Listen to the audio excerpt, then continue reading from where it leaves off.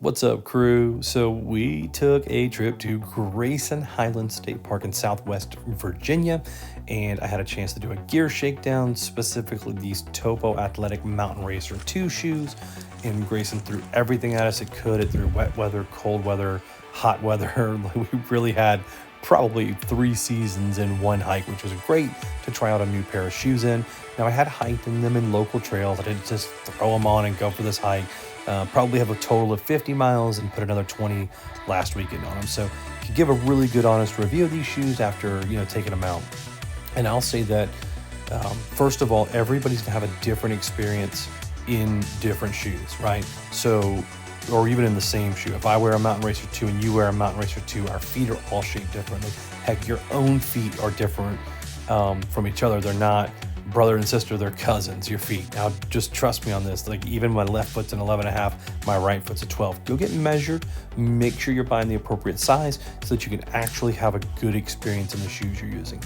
Now, this shoe, I felt sure-footed in the different terrains.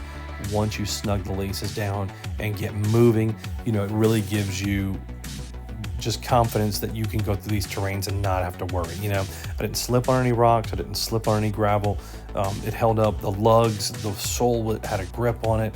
Now, it does have a 5mm drop. So if you're used to a 0 and your legs can't handle the change and you have calf pain or shin pain or whatever, then go back to the drop that you use on your typical hiking shoe. I don't have a problem with that. I can go from a 0 to a 5 and hike miles and not have any pains in there. It is a medium cushion shoe. I have some metatarsal issues, so I can't use like a Lone Peak 6 that has a minimal cushion. I just really need to have safe feet, and I throw orthotic inserts in there because I have high arches. So, like, if you know those factors and you've had your feet examined, you're going to want to make sure that you're having a good experience in your shoes, especially since we're going to through hike the AT next year and we're going to do 2,200 miles, right?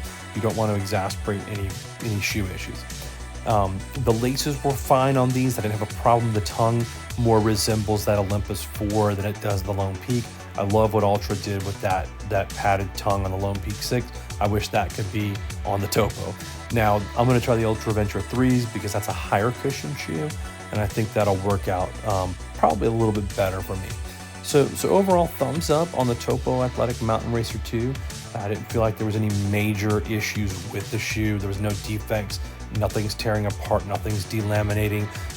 The sole at the front, for me, I kick a lot of rocks. I don't understand why. It's just the way that I hike.